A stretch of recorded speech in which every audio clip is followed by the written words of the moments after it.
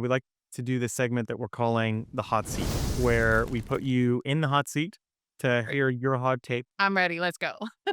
Uh, Forecasting frequency debate, monthly, quarterly, real time. What's your perspective?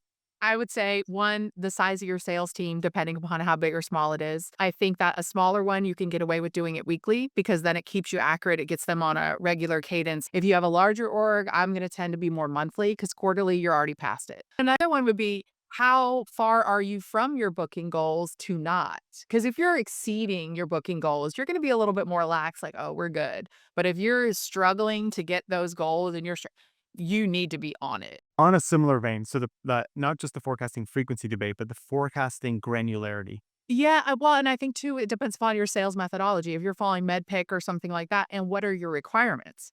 If you have really loose requirements that you don't really require a billing contact and you don't require the contract start and end dates or whatever, you don't even require a signature, then, you're going to be messed up later with finance because they're going to be mad at you for not getting that stuff. But if you have like very specific requirements of information, and you need to get that information in, and that's what you're following in your pipeline management because you want them to follow that specific sales process, then you're going to be a little more granular. If you're dealing with a company that has to go through a long procurement process, you can't really fight with that. Okay, so kind of related, human judgment versus AI in forecast. I think we need both. I do think that AI can help you with the data part of forecasting. Like you could throw in an Excel sheet or throw your data in your CRM and say, hey, predict to me how much we're going to close, what's coming, where are the red flags.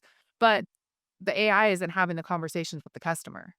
Do you think that that's going to be true in like 2 years when you can just ingest your call recordings and have like the AI pick up on? Just going to say, I'm like, but the way I see call insights now, because you can plug that stuff in, I could see that coming. But if you're going to take call insights and plug them in, you're still going to have that human touch of the human having the conversations.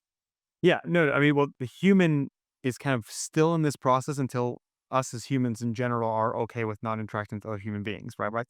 Yeah, and so I think there's still to be humans in sales.